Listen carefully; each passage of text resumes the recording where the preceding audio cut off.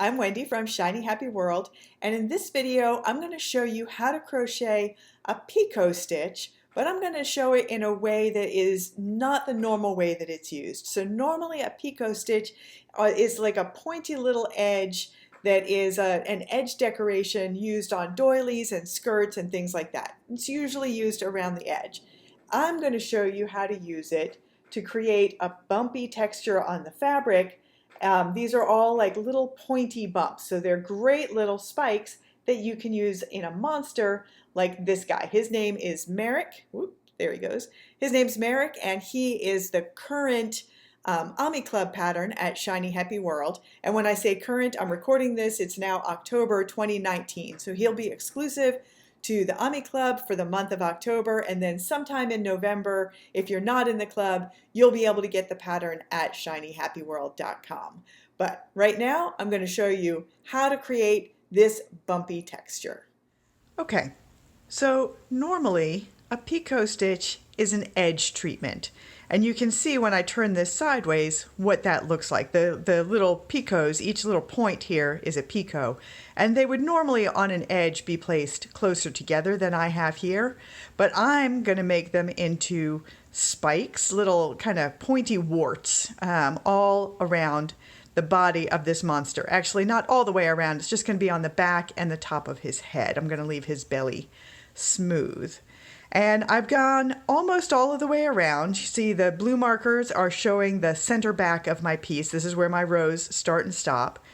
And I've gone almost all the way around, putting a little picot about every 4 stitches. I think I've got 4 stitches between all of these. You can be flexible with that, and we'll talk about that a little bit more in just a minute.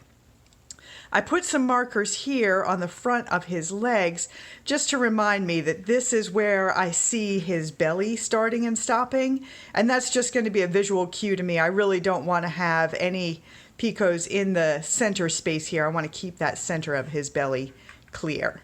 So then I picked up again with more picots here, and now I'm back around to the back.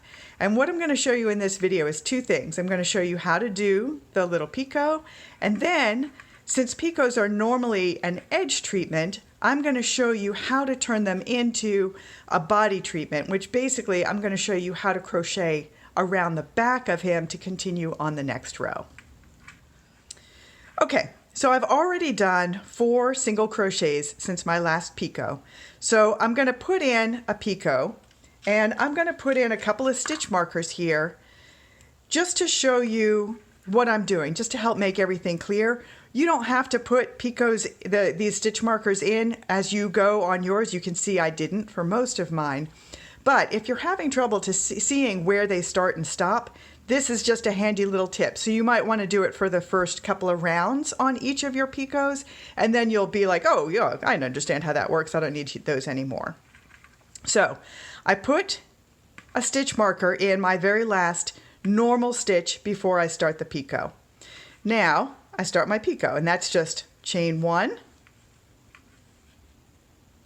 and chain 2. You can do more than that if you want to, but I'm doing fairly short little points. And then, just like when you're starting your crochet, I'm going to single crochet in the second stitch from my hook. So remember, the loop on your hook doesn't count. This first V is my first stitch from my hook. So I want to go into that second V from my hook. So I'm going to go right in here, and I'm going to do a single crochet. That is my picot. You can see that it makes a little point there. Now I'm going to pick up right where I left off with my stitching. So I'm going to do a single crochet in there. And that is my first normal stitch after the picot. So I'm going to put a stitch marker in there so that you can see that when we step back again. So let me just take my hook out of the way here. You know what? Let me do a couple more stitches here so you can see more clearly. So that was 1 single crochet after my picot. I'm going to do 3 more. 1, 2, and 3. So now I'll pull this up as close as I can get to the camera and keep it still in focus. So you can see this is my stitch before the picot. These are my extra picot stitches, and this is my first stitch after the picot. And the really nice thing about picots is they don't add to your overall stitch count. Remember, this went into the last stitch before the picot, and this went into the first stitch after the picot. We didn't skip over any stitches between, so it's not like a scallop where you're skipping some stitches. You're going into every stitch below it, and that means that the picots don't add to your stitch count at all. So right now I'm working 48 stitches around the entire body of this monster, and my next round, which isn't going to have any picots in it, is going to be 48 single crochets. That means that you can very easily add picots wherever you want them. So if you're doing some kind of a monster and you just want to have little bumps on the top of his head, add picots at random wherever you want to on the top of his head, and it's not going to interfere with your stitch count. So this is a really fun surface texture modification that you can do to any pattern without altering the counts on the pattern in any way. So in this pattern for this monster, I don't tell you go 4 stitches and put in a picot, go 4 stitches and put in a picot. I do tell you in the pattern that that's what I've done, but you can put your picots closer together if you want. You can space them farther apart. And one thing, once I get a few more rows on here, I'll show you, because crochet tends to lean as you do it, and because everybody's tension is a little bit different, and we don't worry about gauge for a stuffed animal, as you go in and put later ones in, you want to kind of stagger them a little bit, and the best way to do that is just by eye instead of by stitch count. You want to visually put one somewhere in the middle of these. You don't want to stack it right on top of each one of them. And if you're just following numbers around, it can happen that as things shift, you end up stacked on top. So in the pattern, it just worked out a lot better for me to just say, put in picots wherever you feel like he needs a little bump. So now we're going to continue around, and I'm going to show you how we crochet behind this picot. So the first thing I need to do is finish my round. Sorry, I've got a lot of stitch markers here. So I'm going to do the last stitch in this round. Oops. And I'm going to move that blue stitch marker.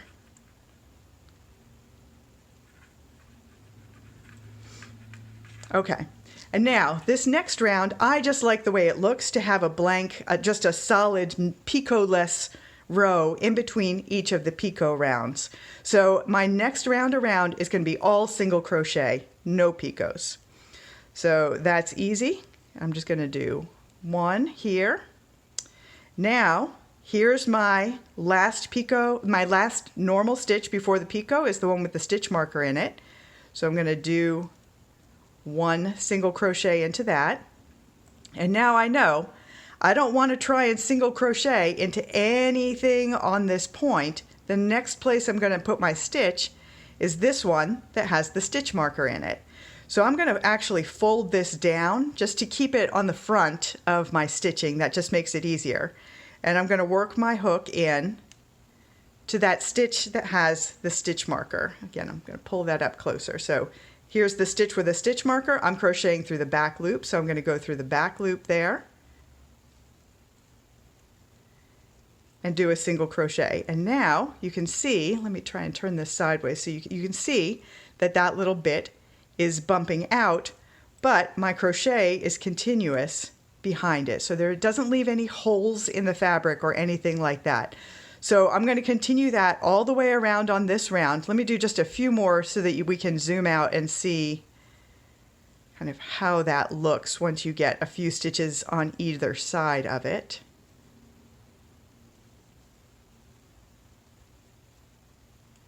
So there we go. You can see that we've got some smooth fabric, and you can see there's a continuation of the fabric above with very clear stitches that you're going to be stitching into, but he has this little pointy bump.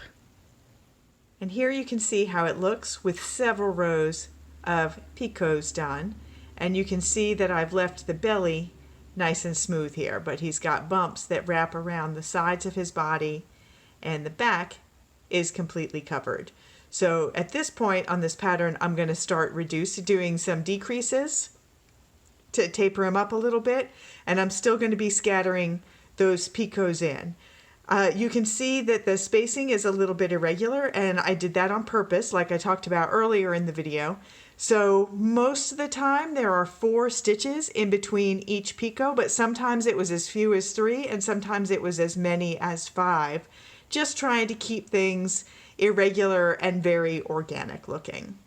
And that's how you make a bumpy monster body. So here he is all finished, and I just want to show you all the little picot bumps on him.